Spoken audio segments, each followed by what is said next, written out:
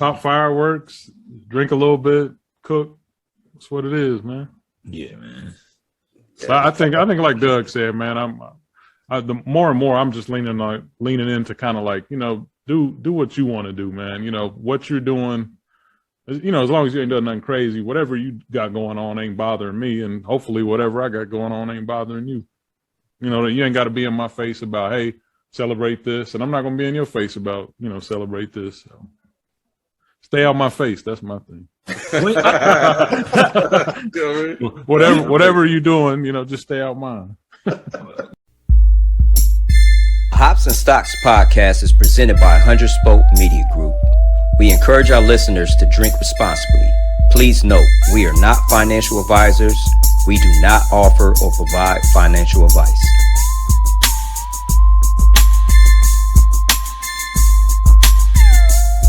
I'm Spoke affiliated from the city of Jim. Welcome back to the Hops and Stocks Podcast, brought to you by 100 Spoke Media Group. I keep forgetting you got that little thing. Brandon, man, it's Brandon. This is episode 43. How's everybody feeling, man? What's up, Doing well. What's happening? Doing well. Glad to be back up in this yacht. Yeah, we went live last week. Some technical difficulties on my part driving. I couldn't hear y'all, but I was alive, man. I know Cats really like the lives. They cool to me. The interaction with, some of the followers and listeners and whatnot. We held it down, man. Man, if we can get it cut, there was an amazing story told by Scoot at the end about how he cuffed some weed from Snoop Dogg. And I mean, you have to hear the story, man. I mean, it's just amazing, man. You got the video? Yeah. Well, I mean, we had the live, so just got to get it from there. But I don't know how to get the live off the IG. We'll work it out. Yeah. Or I mean, if we can't work it out, we'll just have Scoot on story time with Scoot or something, man. Yeah, story time with Scoot. We'll definitely have him back on. Shit was hilarious. Like we were mid live, and the dude puts in the chat something about stealing some weed from Snoop Dogg, and we're like, "Oh man, you gotta hop on live right now." So he hopped in and told the story, and it's hilarious, man. I mean, I'm not gonna ruin it for you guys because you need to see it, but stealing weed from Snoop's not even the funniest part of the story. I can dig it. He says he runs a club in Atlanta. So if we ever come to Atlanta. Oh, that's okay. That was your one homeboy that was saying we could come down there and shoot a pod. Yeah. That's like the second invitation that we done got to shoot pods in clubs and lounges, man. Within a week. Yeah. We're going to start taking people up on that, man. I think that'd be pretty dope. I just don't know how that looks like equipment wise and audio and all that type of stuff, but definitely we'll have to get a real camera. Well, I got my big boy camera that probably shoot some good video. I wonder, we might all be able to fit in my camera. The camera? Yeah, my camera. If we push the whatever we recording on a little bit back, might be able to get all of us in it. Shit, we'll shoot for that. Work on it. But man, let's get around to these beer reviews, man, so we can get into some of these topics. No guest today, so you get what was that? Yeah, what was that, man? Some weird shit. You get us freestyling. Y'all didn't hear that? Yeah, it was me and you heard that. Yeah, I heard it. What was it? We don't know what it was. I don't know. What'd you hear though? It was like it was beat up, man. I was gonna say they had to be beat up because he's the only one that didn't hear it. Nah, my phone is on silent. Since y'all been saying that, I put it on silent now, so it wasn't me. It wasn't like no vibrate, man. It was like some alien, man. Maybe it's them ducks in that pond outside the window. I don't know. Yeah, I could see it being that. It did kind of have a quack noise to it. Sure, but they scattered though because it rained heavy, so I don't know where they at. Got DuckTales over there. Woo! Shit, man, like we always do about this time, man. Let's hop into these beers. Beat up, what you drinking on, man? So yeah, let's talk about it. What's in this can, man? Bought this one earlier today. It's called, the full name, well, it says Twitchy. You can see it. It's got some Caribbean colors. It's R.Shea Brewing. It's out of Akron, Ohio. Yeah, okay. The full name is Twitchy Bitchy. Twitchy. That's the first thing that came to mind when you said it. It looks like it has the third eye. It's actually Twitchy Bitch, but you know, add bitchy to the end to make it. Yeah, I mean, I guess you guys can get it out since that's the name of the beer if you want to. Thanks. So it is an imperial stout. It is vanilla, Jamaican me crazy coffee beans. It's coming in at 9.25 on the ABV, 40 on the IBU. It's a stout. None. Looks good. Insert the hate right now. Nah, man, we ain't even gonna pay you no attention no more, man. Imperial Stout 9.25, 40 IBU. It's coffee, vanilla, caramel. Let me just see what's talking about here. Michigan Duke.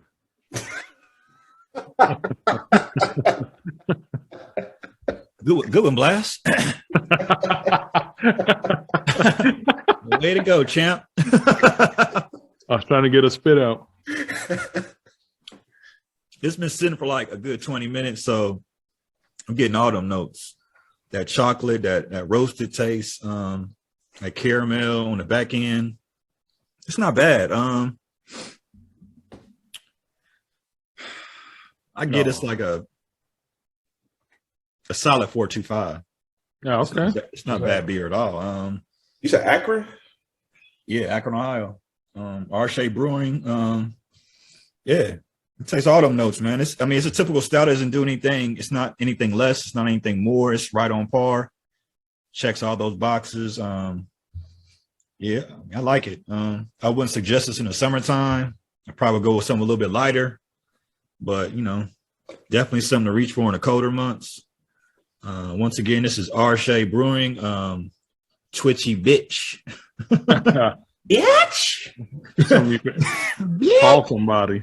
9.25 on the Yatch. ABV. Price point on this joint is I bought a single, so it's like $4. So if you're in the Dayton area, check it out. Your local $4 for some 9%. $4 for a single. Yeah, that's not bad. It's probably be about 20 something for the 4. Paying for that lactose. You know what? Sometimes you gotta mess up the air, Doug, for a good quality beer. It's a Michigan Duke air. What you got there, Blast? All right, man. I went, what do you call it? Clearance bin. Got this joint for $2.99. And like I said, man, I'm totally confused on what I'm drinking, but I had to look it up. I'm like, it's so much on this can. Like, is it these numbers? This man's drinking algebra. Yeah, I found out it's called Mr. Brown 2019 edition, and it's by some company. The letters are T-O, then an O with a line through it, and L. So I don't know what the hell that is. T-O-N-Y, invade and Y. In any event, this is from Denmark. I guess I went across the pond unknowingly. Copped this guy. It's a brown English ale, and it's got imperial brown ale brewed with vanilla, chocolate, hazelnuts, coffee, and salted caramel. I can tell you the nose on this joint is amazing. Brown ale, you can get a little bit of the color. You can definitely smell the hazelnut. I'm hoping that this thing tastes, as good as it smells, but it was clearance bin. That's what would scare me right there. Oh, damn. It's pretty good, man. Hazelnut is definitely the strongest flavor. I don't know if you like Nutella, something like that. You probably like this brew. I'm not getting as much of the other flavors they mentioned. Maybe a little bit of the vanilla, but I'm not really getting the caramel in there. And I don't know. I mean, even though it's a brown ale, maybe it needs to sit a little bit to bring some of those other flavors out. But off rip, I think I'd give it at least a 4. Solid 4. Dig it. What kind of stout is that? Good for clearance. It's not stout. It's a brown ale. Ale, okay. Yeah, What you say the ABV was? 9. I don't think I did. It's a 9 on the ABV. Man, y'all getting up there. Yeah, that's potent for a brown ale, man. Yeah. Y'all trying to get smacked on this Wednesday night. You got that at HH? Yeah, man. They had some quality stuff in the clearance bin. I had a bearded iris. I think I had it before. It was a double IPA home style. There was another one I had too, and Black then I and got gold label. It's all gold. Okay. Maybe that's the one I had the first time was the black and gold, but this one's all gold. Okay. This is a double coffee, man. Since you said double, speaking of that, this is a double coffee. I don't think I've ever had this before, but I don't know Is what it that too means. much coffee? It's definitely coming out now that it's getting a little bit to room temp. Well, I'm gonna throw it to the guy, Doug. Doug, what you sipping on, brother? Man, I went back to Listermann, hometown brewery. Yeah, that's the one I want. I'm anxious to see about. Dang, lemon pound cake. Yeah, lemon pound cake. It's a blonde ale, only 4.7 ABV. It looks has a nice little hue to it. Yeah, yeah. Over here sweating. Yeah, I see Sweating it. like the Dickens. Sound bite right there. I like it. I imagine it's easy to get the lemon note in there, but is there lemon's easy? Any cake note in there? Any pound? I mean, if you really search for it with your brain, you'll find it. But I mean, just right off the bat, it's a lemon beer for real. All lemon, yeah. It's a shandy out there. It's good though. It's settled. Nothing too, the hops are pretty low. I don't like anything real hoppy. Probably that's why I'm only getting 4.7 APV. But I like it. Grading scale. You're in the 3s with it. Borderline trash. I mean, no, I think everybody will enjoy this. Like when we do our cookout, man, I will have a couple of these out, and I think everybody will enjoy it. I don't think it's more than a 4, at this point. Oh, that's 3 then. If it's not more than I mean, yeah, 3.99, I guess. Oh, But, I mean, 4, a solid 4. Just give it 3.75, man. It can be either man, or. we're doing away with 3.75. 3.75, you can just be either or. I mean, it's good. Like when you asked me about the cake, like you're not getting a texture of a cake, but you get like a little hint of something different besides the lemon. So I'm assuming that's them attempting to do the pound cake. So it's pretty good. Does it have any sweetness? Like yeah, I'm about to add or this. anything? Yeah, that's what I'm saying. You get that sweet on the front end. And I'm just trying to kind of analyze it right now with my palate. You get a little something different on the back. So I'll say 4. All right. Dig it. Down to 1. All right. Gotta make sure I'm doing it. Reef Donkey. Nah, man. So this is probably my favorite beer name on the planet. It's called Reef Donkey. It's out of Tampa Bay Brewing Company. And like I said, the can work is phenomenal. Hold on, I gotta keep it in scope. The can work, I like their colors. I actually was looking for a t-shirt because I was gonna get the t-shirt to rock with it. It's an American Pale Ale. It's checking in at 5.5. And I get these when I'm like down in Tampa. One of my favorite brews from down there. It's really light, it's really crisp. You can see the color, your typical beer color. It's not bitter at all. So I would imagine the IBUs is low. With American Pale Ale, like you're not getting heavy citrus. It's just a really crisp, fresh drinking beer. You get some like bready notes. And I know that sounds weird in a bready. Beer. Yeah, it's I can't really describe it. It's a really crisp, good beer. And like I said, it's not really citrusy, but it's one of my favorite beers to drink. when I go down to Tampa and whatnot. It's bready. He says it's bready. Yeah, I'm like, bready, man. That's got to put you in the threes. I'm giving this is straight up 4. You can't climb out of the threes tasting like bread, man. It don't taste like bread. It's like I said, man. It's a you clearly said bready notes, man. It's kind of bready notes with a hint of a little bitterness on the back end. But like I said, you don't get those heavy citrus notes. Like you don't get, you're not getting orange, you're not getting grapefruit or anything like that. But to me, I think it's just a really good drinking summertime hot beer. Like if it's hot outside, like, yeah, this is one you want to kill. So I get this joint of 4 all day, no 375s, man. You either good or you trash. This one's good. Hey, man, 4 is gonna mess around and be the new 375. It's teetering. Right. 4 is gonna be the new trash. Man. But I don't get it. Like you said, it's like one of your favorite beers to drink down there, but you giving it like a low ball 4. No, because it's not like when I give a 5, I look at something like, for me to give something a 5, like it just has to like nail the notes. Like I don't know what to compare another American Pale Ale to say if this is a quality APA. You know what I mean? Like if I knew what APAs are supposed to taste like and I could compare this to that, then I'd be able to probably rate it higher. Like when I look at stouts, the reason why a beer might get a 5 or an IPA is if it nails the notes. This, I don't know what the quality APA is. I just know this is a good beer. So I'm rolling with the 4. And that's what I'm saying. I don't want to overrate it. You know what I mean? Because somebody might try, but like, yo, that was trash. I like it. Well, it tastes like Wonder Bread. It don't taste like Wonder Bread. It has like just a small like bready note.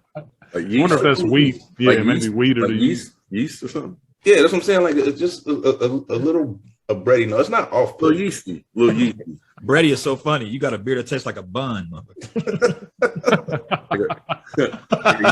Yeast infection. Yeah, man, I knew it was coming. I was going to say it, and I caught myself. I was like, no, I'm not going to say that. I knew that's where he was going, man. I wasn't going to say it. I mean, it was like 2 or 3 references to the word. I was like, oh man, there's only one way this could go.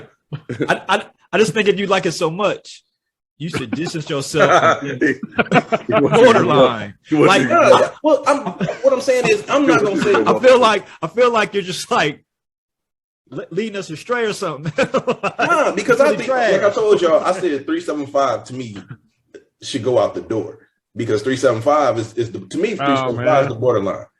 I mean, you got to have something that's not going to hurt. It's never been borderline. You got to have something on the scale that's not going to hurt somebody's feelings, man. But I'm saying 4 has never been borderline. But I'm not going to sit here and say it's a 5 because no. But you could be like 4.25 that distance yourself from the line of being possibly being trash. Okay, you like Stella, right? It's cool. Would you say Stella's a 4.25 or a 4? Right now, at my point in this beer journey, Stella's probably in a 3.75. What's something? But I'm saying Stella, for most people, Stella is still a decent brew. But like you said, 3.75 is decent. Man, I think 3.75 is trash. 3.5 to that's borderline trash. 3.7. I never say anything about 3.75. That's still my cutoff. That's my hang up. Well, it's a 4. I like it. It's something that if you look at like house brews, I mean, if I was in Tampa, this would be my house brew. Like it's just a really solid beer. Yeah. I'm not saying it's exceptional. I just really like it. That's all you need in the house. All you need is I think I'm going up. I think I'm going up to 4.25. Because as I drink it, I don't get. It's not a straight lemon. It's not. This can't be considered a lemon shandy. A little too classy. More complex. Yeah, I mean it's a lot more complex than shandy. Have you ever had that Lion and Kugel summer shandy? Oh yeah. I like the berry joint on too. I like the berry joints. So does is it similar to that? Nah, it's a lot more complex. Like Blaz said, it's crafted nicely. Did y'all see that? I think it's Blue Moon has a hazy IPA now. I see that. I ain't hip. Yeah, I seen it at Kroger's, but I was like, yeah, I ain't about to mess with it. It come in a Come in like a 6. with the handle, or is it boxed up? It's boxed up. The 6 is boxed up. Mm-hmm. Yeah, I seen it today. Yeah. Was it the other day? I think I did see it though. But like I said, APA, great tie into our next topic, talking about Americans. Reef Donkey. Reef Donkey. Hey man, Reef Donkey is the funniest word, man. Like I be calling people Reef Donkeys now. Probably all bad, but coming off the holiday weekend, man, July 4th. You know what I'm saying? I don't know who celebrated, who didn't, or who even cares at this point. But just scanning through social media, with Juneteenth becoming an official holiday this past June, well, not this past June, but it was officially celebrated as a government holiday this past June. I saw a lot of back and forth between people kind of, I don't know, shaming people for celebrating the 4th, as well as saying that, you know what I'm saying, if you celebrated Juneteenth, then you shouldn't celebrate the 4th, or, you know what I'm saying, why are you celebrating the 4th? So looking to start the conversation on how y'all fellas feel. Did anybody celebrate both? One, none, some? You know what? First off, man, we want to send our prayers and thoughts to those families of those victims during those senseless shootings in Philadelphia, I believe, and also in Illinois. Chicago. Yeah, Chicago, Highland Heights. So I heard the Chicago. What happened in Philly? I didn't hear the Philly one. Yeah, it was an outside event, and I think just some random shooting into a crowd. You know. Okay. Yeah, I didn't hear. I think I think the Highland Heights. The guy was up on a roof building. Right. Okay. Yeah, so yeah, it's different than the Philly one. So yeah, go ahead. I'm sorry, B-Dub, go ahead. What are you saying? Just for me, man, it's easy for me because I grew up not celebrating holidays. So, you know, Christmas, 4th, none of that stuff. We didn't grow up celebrating. So, you know, and I just got hip to Juneteenth within these past, you know, 3 or 4 years. So, you know, I didn't grow up celebrating that. So I never grew up celebrating holidays. So to me, it's just a regular day. So, you know. Me personally. Go ahead. Go ahead. Go ahead. You got it. I mean, I think when we look at the history, obviously behind 4th of July, you know, African Americans, I mean, slavery still existed. So I think as we become more enlightened on the history, we don't want to glorify or sensationalize a day in which our people were still struggling. You know what I mean? So I know for a fact we celebrated Juneteenth. And, you know, when 4th of July rolls around now, it's kind of like anticlimactic. It's kind of like, oh, man, you know, we've already did our celebration. But as far as shaming people, I mean, everybody has a right to celebrate freedom. I mean, you know, we're free. If that's if 4th of July is a symbol of freedom now, then, you know, celebrate. But, you know, when you look at the history, it's kind of like, you know, kind of weird to be celebrating when people are still in chains. But I did cook, man. You know, it's kind of like, it's like a thing where you do it, but it's kind of like, it's like undercover. Like, yeah, you know, I'm still gonna hit the grill, but don't tell nobody, you know what I mean? But you know what, you know, I did go to my father's house, and it wasn't like they had a whole bunch of American flags everywhere. Yeah, it's just more like a kick day for us. Right. Like, Yeah, you off work, you know, grilling and chilling. Time it ain't, yeah, like you said, it ain't like you know, waving flags around and stuff. You know, it's just kind of grilling and chilling, man. I don't know if I've ever seen a flag on the 4th of July around any of my people. Yeah, and definitely it was a lot of things with handles. Wasn't anything with no sticks around. Yeah. I mean, you know, a lot of this going around. Pop fireworks, drink a little bit, cook. That's what it is, man. Yeah, man. So I think like Doug said, man, the more and more I'm just leaning into kind of like, you know, do what you want to do, man. You know, what you're doing, You know, as long as you ain't done nothing crazy, whatever you got going on ain't bothering me, and hopefully whatever I got going on ain't bothering you. You know, you ain't got to be in my face about, hey, celebrate this, and I'm not gonna be in your face about, you know, celebrate this. So stay out my face. That's my thing. Whatever you're doing, you know, just stay out mine. You thinking of 4th, man? You just thinking of fireworks and barbecue. That's what they don't really thinking about the history of it. Just really fireworks and barbecue. Man, that's how I am. It's like we always got together as a family, but like you said, it wasn't nobody walking around in Old Glory drip. You know what I'm saying? It's just like it was just a day to get together and barbecue and cook and socialize amongst friends and family. I don't believe that has to stop because we have our official holiday. I think you can celebrate both, or you don't have to celebrate nothing. I mean, like I'm kind of like I'm not, you know what I'm saying, on no religious thing or anything like that, but like holidays to me are kind of becoming nothing really. I mean, like I don't really get excited for holidays anymore. Kids is old, so Christmas and all that like that. I don't really just get up for holidays anymore.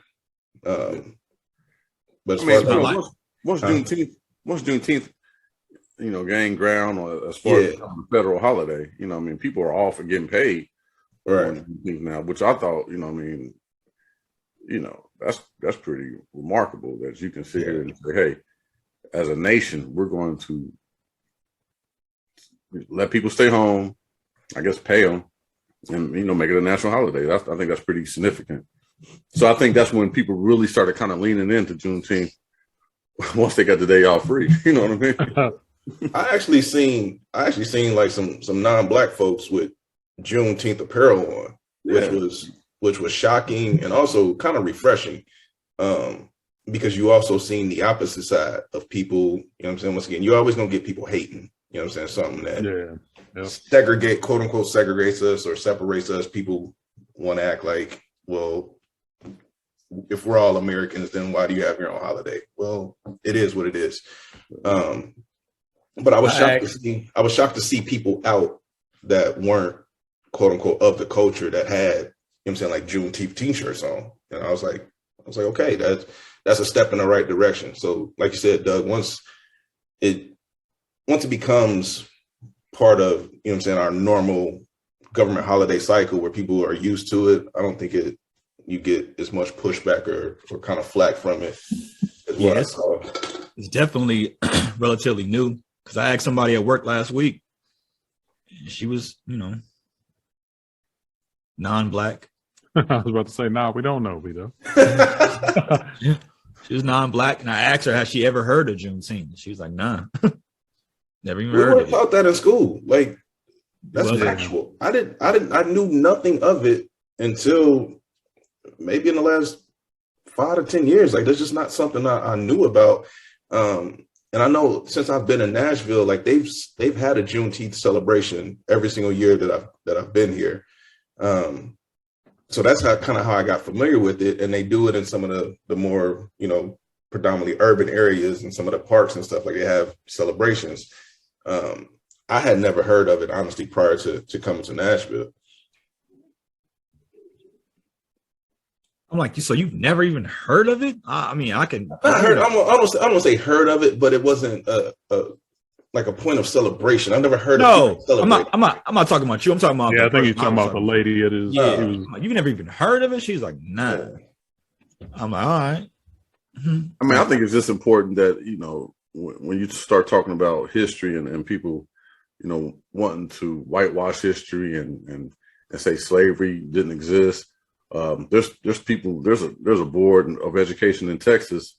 One of the cities are trying to say that, yeah, man, instead of calling slavery, they're calling it like involuntary movement or something. Displacement or some shit like that. Yeah. Involuntary displacement.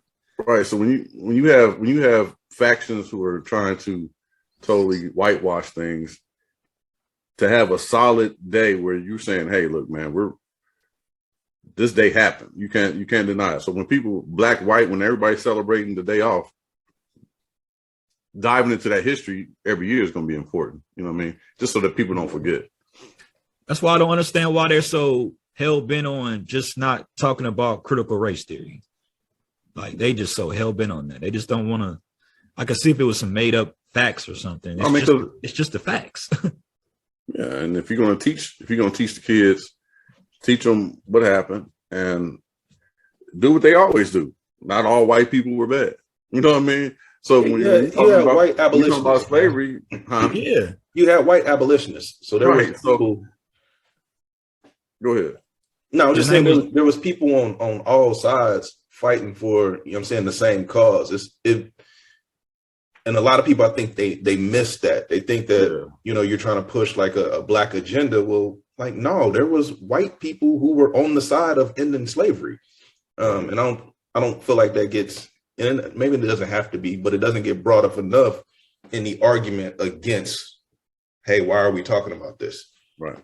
I think they think they're being demonized, and they think, you know, my great-grandparents weren't this and this, but maybe your great-grandparents were on the side of the abolitionists. I mean, right. If they want to talk about balance, then make sure you teach that balance. When I teach every year, I teach about a guy named John Brown. Y'all heard of John? I was just about to say that, Doug. I was trying to get it out. And he was about it. You know what I mean? He was a white abolitionist who was about the cause. He was more about it than the slaves. You know what I mean? So he was beheaded over that. Yeah. You know, a lot of his boys went down with him. So, you know, it's all about information control, and it's with the last administration, you see a lot of this shifting of, you know, trying to control what is being taught, what is the books that are being put into libraries. I mean, if you look at the list of books that are not allowed to be in public libraries now, which are a lot about critical race theory, it's almost like we live in like a German Nazi where they're just trying to control all the information. Yeah. Keep people ignorant. You know what I mean? It's sad, but you know, it is what it is. Was John Brown part of that Nat Turner rebellion? Yeah, I think John Brown came before Nat Turner. He was before the Nat Turner one, but I think the Nat Turner rebellion was inspired by John Brown. Mm-hmm. But But you know, we represent Juneteenth, man. I never had a 4th of July shirt, but I know I got 2 or 3 Juneteenth shirts. So yeah, they making money off the merch. Yeah, but some people is also exploiting it too, like capitalize on it. Yeah, right. It's just like, no, we don't want your ice cream. Your great value ice cream at that. I'm like, nah, we good. You know what I mean? But I mean, like, I think that goes back to your point about all holidays. Like, everything is commercialized, you know, regardless of what day it is, you know. I mean, before long, it's going to be like, you know, a Juneteenth furniture sale. Like, get your mattress on this day. You know, it's just like, you know, I guess it just happens. It's with all of the holidays, man. But you know what? I mean, some races, they resist even the MLK Day. You know what I mean? Yeah. Even though they're off, there's still going to be races off on Juneteenth, too. So, that's what it is. For the longest time, Arizona didn't celebrate it. Yeah, it takes so much. Oh, because John McCain voted against it. He voted against that MLK holiday. I know that. But yeah, he voted against it. But then he told the world that Barack Obama was a good. Some lady at one of his rallies was talking about he's a Muslim, he's a terrorist. He stood up for him and said, "No, he's a good, decent man." She was like, "What?" I thought we were hating. I thought this was a hate event. I got the wrong ticket. Right. I ain't come here for this. Oh, no. You a supporter of that? Right. Whoa. Like today, I was coming back. Me and my dad was working out early, and I was coming home to get gas, and I went to Kroger, and the Kroger by my crib has this cooler in the middle. So if you're on this side of the pump, I guess you can't see on the other side. But there's a line forming. I'm like third in line. There's a lady behind me. So, you know, the 2 ladies go, and I'm like No, one lady went, so I'm the next in line after her. So he pulls up and just he's on this side. So I'm like, all right, I know he's gonna try it. He's gonna try to like mosey in. So I purposely like walked up so I can get in his peripheral so he can see that this the line right here. He just went ahead and went. So I'm like, all right. So I said real loud, I'm like, man, that's some bullshit. You know what I'm saying? There's a lady behind me. She was like, she's like on my back and shit. Like, he was like, huh? I said, that was some bullshit. He's like, oh, I didn't know it was 2 lines. I'm like, it's not 2 lines. You made it 2 lines. You just moseyed on in, you know what I'm saying? And the lady behind me was like, no, yeah, you need to get behind. She was, and then he was like, oh, it's not going to ruin my day. I'm like, it ain't ruin mine either. And I just went ahead and went in front of him. And then she's like behind him trying to console him. Like, he's like, it's not going to ruin my day. He's like, oh, yeah, it's okay. I'm like, man, don't console him, man. He knew it was one big line. He just wanted to go ahead and go. It was some old, I ain't going to say what type of powers he thought he had, but it wasn't going today. He sunned you, man. He said it's not gonna ruin my day. Right. He knew. He tried to say you was bothered by it. Yeah, he belittled your feelings. Because I did want all that smoke though. He clearly got behind me. I wanted all them problems. No need to get zesty.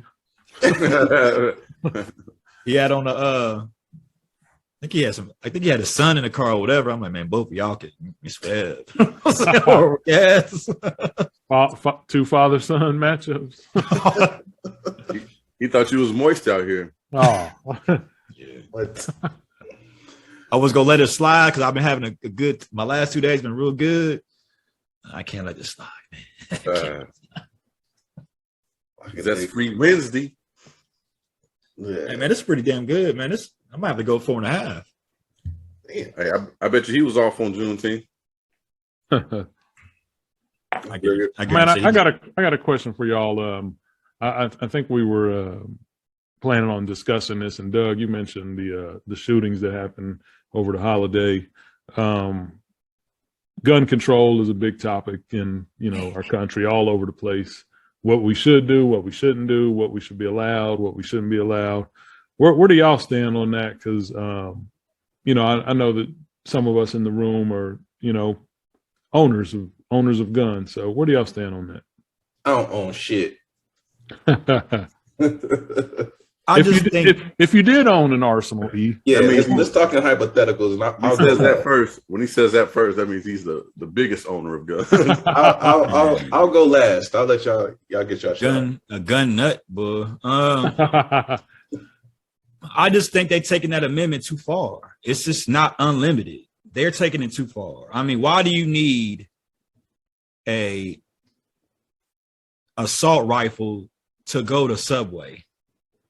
It's like you're creating a bad vibe. You're creating that bad energy. You're putting people on their defensive mode. Like, it's like if you had some of these people have guns on them and they're just itching to use these motherfuckers, man.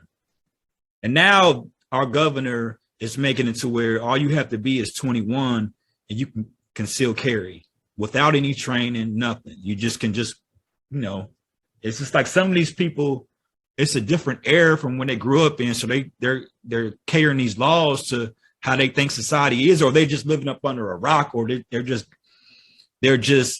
going for what their base wants. And they just want these guns. And it's just like, I don't understand how you're making us safe if everybody's packing, man. Everybody has a fucking gun. I think that's what worries me the most. And you said it right. Like, if you got somebody that's packing regardless, and it's putting some, or it's making somebody else uncomfortable, and then they start packing.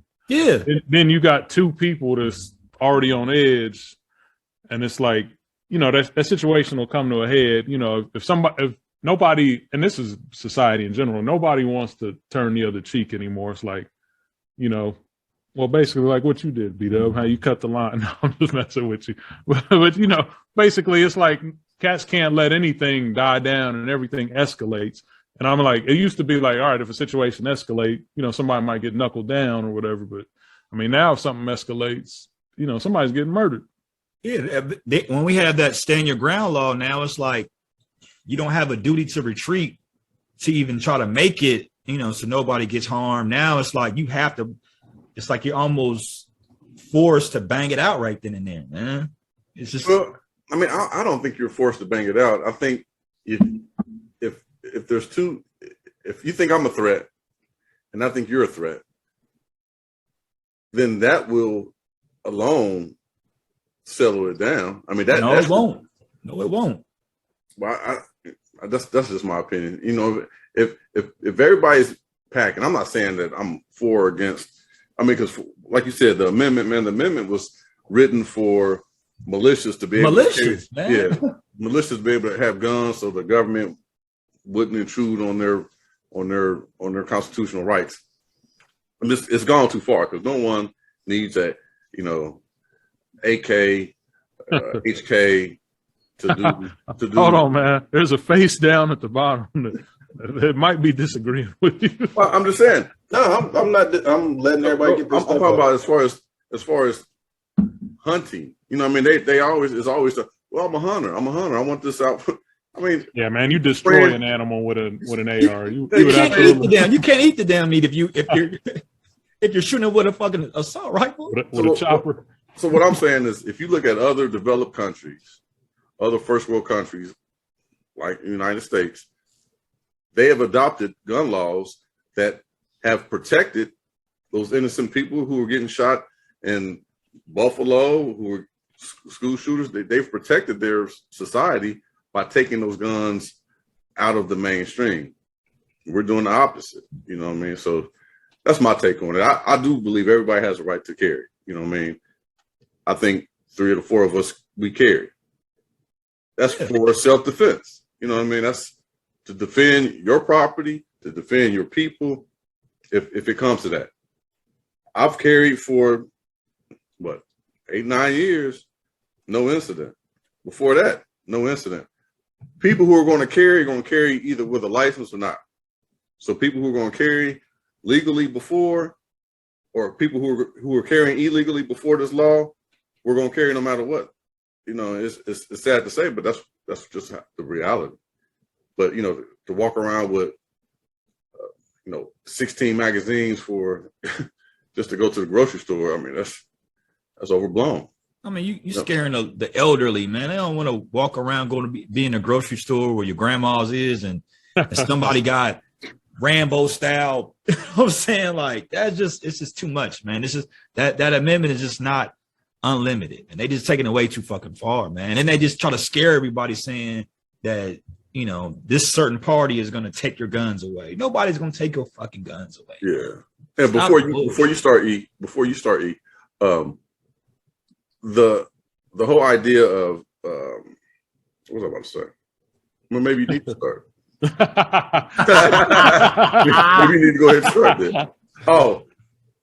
Oh, shit, I can't think of it. He said maybe you need to start. Oh no, big stoop dog. Go ahead. It'll come to me. All right. So I'm obviously the person that has probably the more pro 2A opinion when it comes to guns. I don't think nobody on here is anti, by the way. I'm not anti. I just don't pack because I don't necessarily trust myself. But when we start talking about hothead, man. But so if we start talking about what's in the Constitution, about what can and what can't be in the arms of your average citizens, if you look at the 2A for what it is, there's obviously zero in there that says you can't have an AR with a 30-round magazine or a 100-round drum. It wasn't in the Constitution. They didn't make them back then. I let everybody speak. So what I'm saying is, so you speak for me. Huh? You ain't speak for me. I mean, either I'm gonna get my shit off or I ain't. Go ahead, man. Go ahead. So there was nothing in the Constitution about a limitation on magazines, on round size, nothing. And obviously that Constitution is 100 years old. So I'm agreeing with y'all point that maybe you need to relook at it. But as it stands today, there's nothing in the Constitution that says I can't go in the store, buy an AR-15, and buy 45,000 rounds and 100-round drums. There's nothing that stops me from doing that. I can go in any gun store in America, and because I don't have any criminal charges or anything like that, I can walk out in 15 minutes. Am I a threat to society? No. You know what I'm saying? Because I understand the power of those rifles. I understand the damage and the carnage that they can cause. I'm not out here looking to mass murder nobody. I'm not looking out here to kill my neighbors. Hypothetically, if I had those firearms, they don't come out the closet. Just because you have them don't mean that they're a danger to someone else. Now, couldn't there be a danger in the wrong hands? 1,000%. We see it every single day, but we also see handguns in the wrong hands. We also see knives in the wrong hands. We also see box trucks in the wrong hands. We also see bombs in the wrong hands. So a lot of times we get so focused on the AR-15 because it's used in a lot of mass murders, but you can fit 100 rounds in a Glock. So if you ban the AR-15, what do you think people gonna do? They're gonna switch to something else. If you ban AK-47s, they'll just switch to something else. People who want to cause mass carnage and want to harm people and want to kill, they're going to do it by any means necessary. And you'll get the argument, well, we're making it easier by allowing people to go buy, these type of guns. And most times they get referred to as assault rifles. There's no such thing as an assault rifle. Civilians cannot walk in the store and buy an assault rifle. Assault rifles are designated for military. They have the capability of flipping a switch where you can fire a singular round or multiple rounds. Civilians cannot go in the store and buy those kind of rifles. You have to get a license. You have to have it registered with the government if you want a fully automatic rifle. So there's stops in place for civilians not to have those. But there's sensible gun control. So I believe in background checks. Honestly, if you told me it's going to take you 15 days instead of 15 minutes to get your gun, I'm totally fine. I'm not planning on going shooting up nobody. They don't want to do that though, man. But that's what I'm saying. There's sensible gun control. It's not just a broad sweeping brush where you say, hey, let's just get rid of everything. Let's take everybody's, high capacity magazines, AR-15s, because what happens is the responsible gun owners who are penalized and quote unquote punished, because your everyday gangster ain't turning in his stuff. Your everyday criminal ain't turning in his stuff. So if somebody comes into my house, and I'm not saying I need a AR-15 to defend my house, but I'm in a better situation to defend my house if somebody else got one. So unless you can tell me that you are going to wipe out every single AR-15 in the country, I'm never going to be for banning certain type of guns if you can't promise or commit to somebody else won't be able to have it. My thing is, I'm not against having those type of weapons to defend your home and your family. So don't get that confused. Well, why do you need to have that motherfucker to go to the grocery store with? Like, why do you need that to walk around the, certain stores with it out in the open? Like, some people are just scared of fucking guns. Well, I'm gonna put it like this. I'm sorry, Doug, go ahead. I mean, some of those people just lack security. So, I mean, an insecure person will do exactly what you're talking about, Billy, walking around because maybe they feel powerless. And, it's a political issue. We know gun control is a political issue, but it also becomes an issue. And this is what I wanted to refer to. When you had like the Black Panthers walking into Sacramento, I think it was Sacramento, but when they walked into the government building, they all had their rifles and guns. Their Second Amendment rights were at question. They as a Black organization doing what they legally could do, it was questioned. So I think, even in our community, if we were all to take up AKA, whatever they call 14, 15, if we were to get them at high numbers, I bet you they would make a change. Hell yeah, they'd make a change. They would make a change. And it's good that, we're all kind of gun owners. I'm not a big enthusiast, but you can't, those people who are enthusiasts, when you think about what you have, the power that you have in your house, you're not willing to make a compromise for the good. You know what I mean? It's like, yeah, when the last time you shot off your AK? Who, me? Hypothetical. Yeah, I mean, people aren't shooting them off. I don't know what people are doing with them. It just seems like a lot of power for a civilian to have. You know what I mean? That's just my opinion. I mean, I don't have one. I mean, I guess somebody could say a shotgun is a lot of power for somebody to have, but a shotgun definitely will defend your home. So it comes down to political issue. It's also a racial issue, and it also becomes just a basic self-defense issue. Now, there is some situations where you might need that because you might be outgunned. Because when Eric came down here, we would celebrate my birthday. You know, when we were walking back to the parking lot, you know, we walked to his car, and it was I don't know how you would describe it, Eric. It was like a group of individuals that was about to. It looks suspicious, right? Am I right about that? Mm-hmm. It looked suspicious, and we were walking back to the car, and they were talking about guns with beams, and you know, and it was like, all right, now we walking from a bar, not thinking we needed that type of any protection just to walk back to the car, but in that situation, we walked right through the middle of them. It's two groups, and we could easily just got caught in a crossfire easily.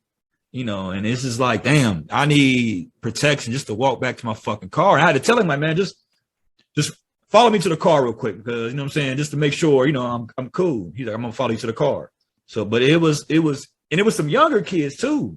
These kids probably wasn't even 21, 22. The thing, man, it's about being sensible. And do guns end up in the hands of individuals who have basically no sense and don't need to have guns? 1000% they do. Can we do a better job at screening those people? Should there be maybe some psychological test in place? Should there be a scrub of your social media? I'm for everything, you know what I'm saying, that prevents guns getting into the wrong hands of people who are not mentally or psychologically prepared to own a gun. Like, I'm all for it. Like, but what happens is when you look at the numbers, I believe there are, I want to say 15 million AR-15s in the hands of Americans. I believe that's the number. Don't quote.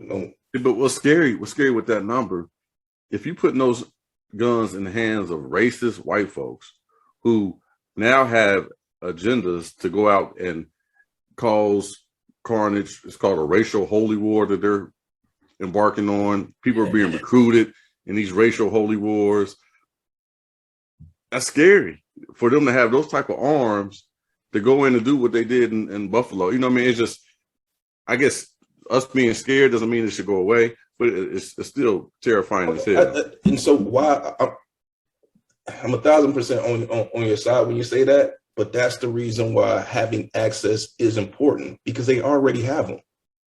When you look at those, when you look at those groups, they already have them. When you look at, you know what I'm saying, your average thug in the street, they already have them. And so me just trying to be a citizen and protect myself, no, I don't walk around town with an AR-15 strapped on my back. To me, I think that invites problems, that invites drama, because somebody's going to try to test you. Even if when I see people open carry, I think they stupid. You know what I'm saying? Because if I'm out to do something, I know you got a gun, you're the first person I'm taking out. I'm saying, so I'm all for concealment. I'm all for being able to protect me and mine. I don't post nothing on social media. I don't brag about nothing, like, because to me, it's not a game. Like, it's not looking at me like I'm a tough guy with a gun. I think things would change if the wrong people had them legally and things were going on. Like, you know, I mean, the Buffalo shoot, I keep going back to the Buffalo. His targets were black people. You know what I mean? I don't know if there's been a lot of African Americans who have just targeted white people like he did, but if things start to shift that way, you will see drastic changes in some of these laws. Man. But It'd be legislation tomorrow. It'd be legislation tomorrow. Let's talk about it though. Let's go even deeper. So you have that piece of POS that walked into this place and targeted. And when you looked at the victim list, it was old people, like 60 and above people. And he walked in there, with armor and AR-15 and something else, I believe. And he was met by a security guard that was outgunned. The security guard had a handgun and couldn't penetrate the armor that he had on. Well, if you had one person in that store, or even the security guard could match his firepower, you might have saved more lives, or you might have been able to stop him before he even made it into the store. You know what I mean? That's what I'm saying. If you take it from the responsible civilians and the responsible gun owners, you're not removing it from the people who are out to cause harm and do damage. But you're asking civilians. You're asking civilians to walk around with. I'm not asking nobody to walk around with nothing. I'm saying if I'm a security guard, but that's what would have to happen for him to be. If I'm a security guard, and my job is to secure this particular location, and once again, this is an anomaly because that store probably never had an incident. Obviously, never had an incident like that, and you can't prepare for that. And I'm not saying that one person with an AR because we've never seen that happen. We've never seen somebody meet an AR with an AR in a mass shooting because people aren't walking around with them. You know what I'm saying? But if I'm a security guard and I want to protect myself and protect other people, maybe I'm going to have something a little bit heavier than just a 9mm. But that guy has some questionable things in his background to where he shouldn't have been able to have a fucking weapon like that. I agree. And when's the last time you seen a security guard with an AR-15? And that's their job to protect. I've never seen a security guard with AR-15. You are 1,000% correct. But at the rate that we are having mass shootings, why would it be off the books for security guards to step up what they carrying? So it seems like your solution to the problem is more guns. That's what I'm saying. That's the only way you can neutralize. That's the only way you can neutralize that threat is just by making everybody have these guns. And I said everybody. I'm saying I'm not putting words in your mouth. I'm saying, but for him to be neutralized, you had to have someone with the same amount of firepower. Well, that solution in essence is more people need to have these to neutralize these people with these guns. They're already, what I'm saying is there's 15 million ARs in America in the hands of, I believe it's less, the number of ARs doesn't match the number of people, significantly less people. So what I'm saying, the gun already exists. It's already out there. It's already out there in mass. Shout out to the security guards. It's a job I would never do. You know what I'm saying? Because of the climate of this country and where we are today with mass shootings, I would never do that. But if that's my job, then I'm going to protect myself. You know what I'm saying? When you look at the police, now every time you see a police incident, they pulling out ARs and Ks and everything else now. Like they've elevated from the handgun because they realize that, okay, the handgun is not enough to stop your average criminal nowadays. I'm okay with that though. You know what I mean? Even though it's a militarized type policing going on, and that's been going on since Clinton, for the police to have that type of firepower, I'm okay with. I mean, y'all remember that incident that happened out in LA where that guy was so armored up, the police couldn't penetrate his they had to go to and that's what changed the dynamic because they had to go to the gun store and if y'all never watched that documentary, I believe it's on Netflix. It is a great documentary. What's it called? I ain't never seen it. Actually, it might not be on Netflix. I think it's on Showtime. Last, I'll get it to you when we get off of here. It's slipping my mind right now. But that's a great documentary. And it just shows, it kind of argues for why people should have certain guns. Because the police couldn't stop that dude. That dude is literally just walking on the street, picking them off because he has way more firepower than them. And once again, if someone came to me and said, hey, look, we can ensure that no one would ever run up in your house with an AR-15 if you turn over an alleged one that you may own. Cool, take it. But you can't do that. So why are you putting your responsible citizens at a disadvantage by removing them? You know what I'm saying? That's what I'm saying. I've never believed that it's a specific gun problem. It's a we love violence problem. We have a lot of mental health issues problem. We have a lot of a lot of hate problem. Like it's also a lobbyist issue. NRA has the largest lobby presence in the DC. I mean, they run some of these politicians, right? Man. So and I it's kind of hard to compare us to other first world countries, but if other first world countries can do it, if you look at our mass shootings, we're the greatest country on earth. I love America, but when you look at places like Switzerland and Canada don't have this problem. Canada don't have it. It's like crazy. And it's like, these places are getting shot up. We may find ourselves, crowds. I mean, it's kind of like, all right, shit, you can't be in a crowd now because you never know what's going to happen. I'm never going to another festival, probably. You know what I'm saying? And that's crazy. That sucks. But is that a gun problem or is that a societal problem now? It's both. Yeah, it's both. Man, I think it's societal because we've been inundated and indoctrinated with guns, and this, I mean, it's guys in the hood getting shot every day with illegal guns. You know what I mean? These young black boys aren't killing themselves with knives. I mean, those are guns. So when you talk about that issue, you also have to talk about the inner city gun control. But we all know that those guns enter those streets via avenues that we all know how they get there. You know what I mean? So we know how they get onto the streets, and that's a whole nother issue. You know what I mean?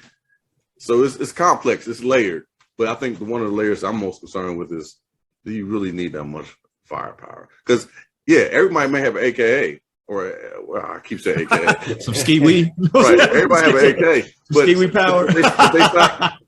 If they stop making, I'm looking at that paddle, it says AK. If they stop making the ammunition, then you can't use that motherfucker. Okay, so everyone remembers and RIP to everyone, to the friends and family, those that passed in the Virginia Tech shooting. It's one of the deadliest shootings in America. I believe it was 35 victims. That dude had 2 handguns. So that's why I keep saying it's not a specific gun issue. If you came to me and say, Eric, you know what? We want to regulate the number of rounds you can have in a magazine. To me, that's smart gun control. He was walking around, right? That the Virginia Tech, he was walking around on campus, correct? Yeah, he was walking around on campus. So his victims were, but I think that's before. I think that's before the whole lockdown situation. I think that particular incident caused these lockdowns that we now have in schools. It prompted those measures. You know what I mean? That was after Columbine, though. I don't think Columbine sparked the measures of the lockdown drills that we have now. So I'm not saying that he was able to kill 35 because right now, if you're on a college campus, there's measures that they do or they have in place if there's a mass murder. It's called a shooter. Active shooter. So the active shooter drills, I think, were implemented after that. I may be wrong. But what I'm saying is, if you say to me, like when you start talking about smart gun control, do I need a magazine that can hold 30 rounds? No. One, they heavy as shit. Do I need a magazine that can hold 60 or 100? No, it's not. It serves zero purpose. And so that's what I'm saying. Like, I am a logical, quote unquote, responsible gun owner. I understand like being logical. I don't need to be able to have 30 rounds on hand. So if you said, you know what, all high capacity magazines, you could only have 10 rounds. Well, that's all I need, because I'm not trying to go out here and just let go. You know what I'm saying? That's what so there's things that you can start with. If you want to get the conversation started, you have to start with things that are sensical, because that's the only way you can get towards the middle. If the right feels like they're attacked, they're going to push back. If the left feels like they ain't getting what they want, they're going to push back, because nobody's being sensical. You have the left saying, hey, let's ban this. You have the right saying, no, we're not banning shit. Well, we need to have a discussion because every day somebody's and like I said, I am pro 2A, but every day people are dying, you know what I'm saying, at the hands of firearms in these mass shootings. But you also have to lump in shit that's happening in the hood. Like, we're not absolved from that shit. Like, Yeah. you know what I'm saying? You have to talk about it. You have to talk about, you know what I'm saying, your ghettos and your hoods and whatnot. And that has to be a part of the gun control conversation as well. Like, because right now I feel like responsible gun owners are kind of on the defensive because it's like, yo, I ain't done shit. You know what I'm saying? Well, I got to go inside and I didn't do nothing. I mean, their rights are protected. I mean, there's nothing gonna happen. It's just, you know, the gun. I'm not too privy on what is inside this new gun control. I know it has nothing. It's nothing, to be honest. It's nothing, bro. It's not doing anything. It's like and I can say that as somebody who don't agree with the current administration, I can say that it's nothing in it that y'all take that. If y'all take that as a win, take it. They keep saying that they haven't passed a measure like this in 30-something years or something like that. It's nothing. It's like a boyfriend loophole is one of the little amendments in it. It's nothing, dog. It ain't gonna do nothing. It ain't gonna do nothing. Yeah. But you know, not to kind of put it back on hip hop, but you know, for a while when we watch videos, you seen depictions of people with guns. They had like Uzis and stuff like that, right? High capacity Uzis are. I'm not even sure if they're even allowed. Uzis were Uzis and guns like MAC-10s were automatic. Those are now illegal. Right. Well, so, but even in the video, Uzis. Even that drastic measure that they took to take all depictions of, you know, guns like that out of videos, that was pretty drastic. Like, when I look back at it, it was pretty drastic because now you're not getting a visual of these people glorifying or sensationalizing guns. Man, have you watched any rap video recently? They still have guns in the Bruh, every single drill rap video is nothing but hundreds of guns. I'll send you a few. I remember it was a big deal when Pot got his guns blurred out and Got to Get Mine with him and Breed. And MC Breed. Yeah, that was a big deal. Like, if we wasn't publishing this, back. I would bring up something right now. You'd be like, damn, I would be afraid to shoot in these videos as many guns are in these videos. Because I know these cats ain't got trigger discipline. They probably still loaded. Like, they're not real guns. They're not real guns. Man, these is from the hood. These cats ain't playing with BB. I stand corrected then, because I thought it was a new measure that you couldn't. Yeah, I mean, some of that stuff. What was that song? I think it was Pull Up with the Stick. Go look at that video. Hey man, where are you watching videos at? Yeah, I mean, that's probably why you see it, is because it's not really on quote unquote broadcast TV. It's on YouTube. Yeah.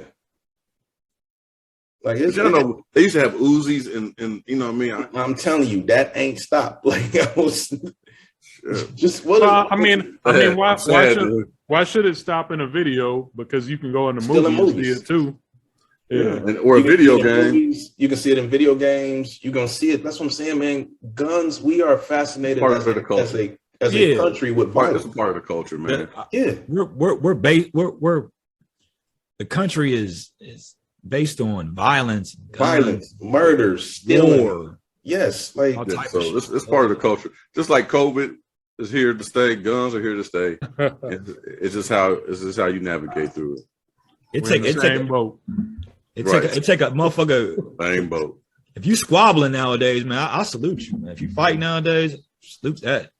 But even like I said, even as someone who, like, I carry probably 95% of the time. The only time I don't carry is if I'm in places where I'm not supposed to carry, or if I'm drinking, because I know drinking will lower my my thinking and whatnot. Well, it's like drinking 20% of the time, so you sneaking a gun while you drinking every once. I swear to goodness, bro.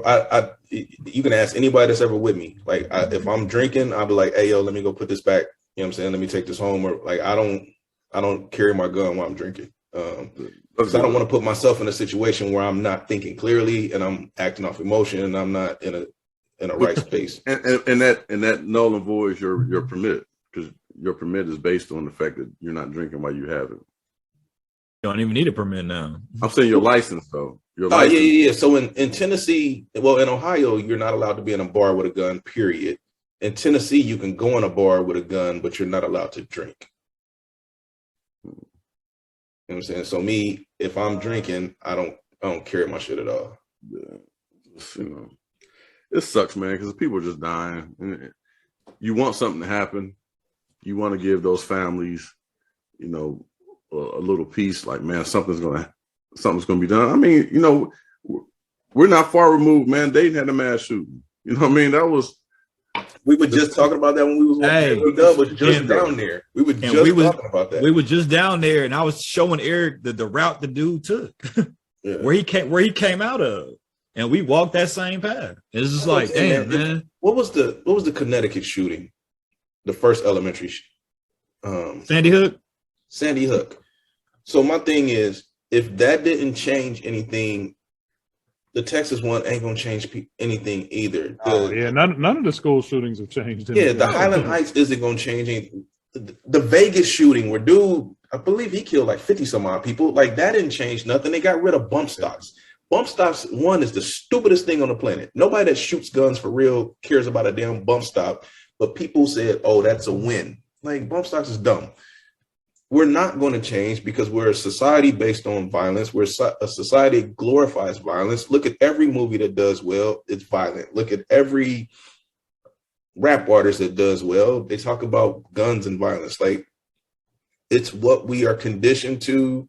The news cycle is so fast that we become numb to a lot of these mass shootings. You get one day of, you know what I'm saying, thoughts and prayers, and the next day we on to something different.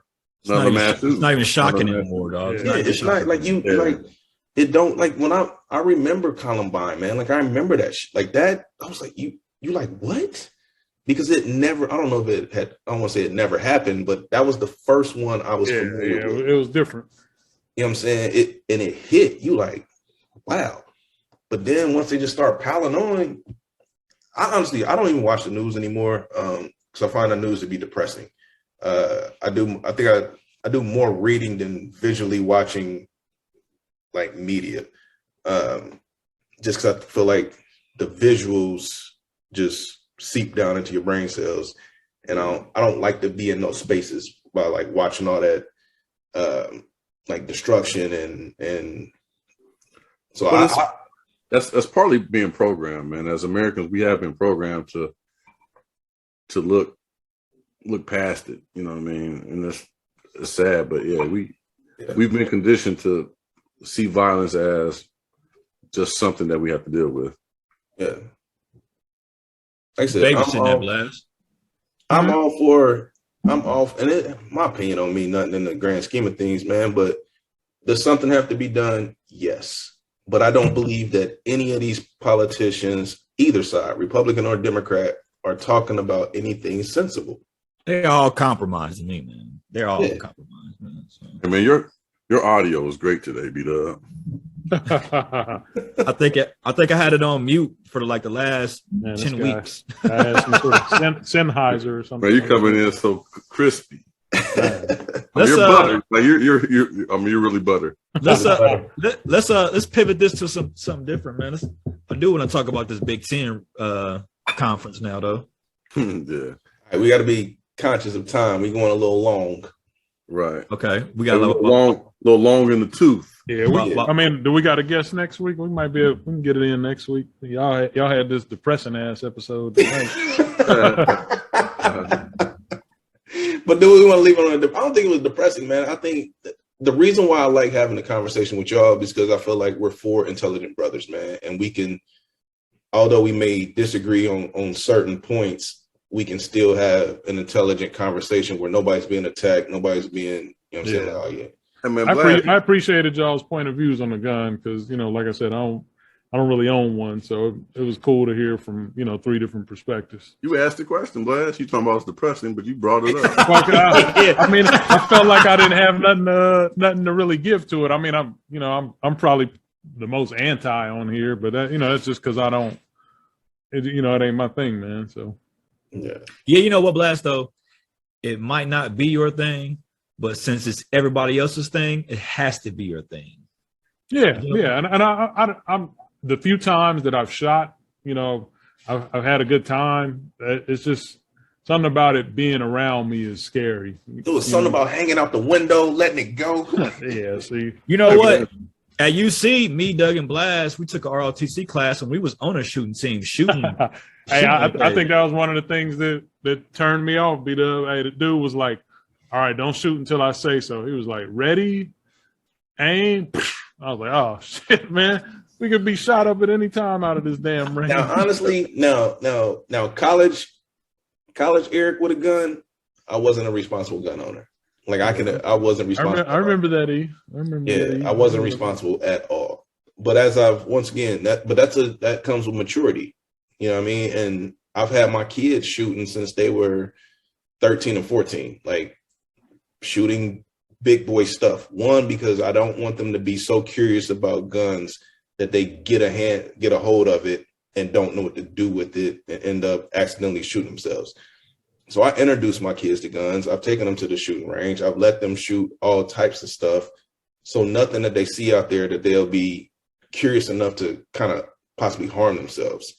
I used to take my daughter shooting all the time and would teach her like, hey, this is how you know what I'm saying, field strip a gun. This is what it looks like when you take it apart and clean it. Like, you know what I'm saying? I'm for teaching my kids, and I feel like other people who, if you have a gun in the house, it shouldn't be taboo. It should be something that your kids are familiar with. One, I'm not saying don't lock it up. It still should be locked up and safe, but don't let it be taboo where if they accidentally get into it, they don't know what it is and they don't know what the repercussions of mishandling could be. Good points. Real good points. You know what I'm saying? Guess we could do your rappy. Yeah. Or we could table that Big Ten discussion till next week. Yeah, we're gonna get to it, man. I mean, it's almost that time of year. So I don't even want to ask the question because I know it's gonna spin off into a conversation. Once again, thank y'all for joining. Hops and Stock signing out. Peace. Buy yourself a gun. Got yourself a gun. Be a shell of a man if we ever depart. From my heart to I'm riding with you. I'm riding with you.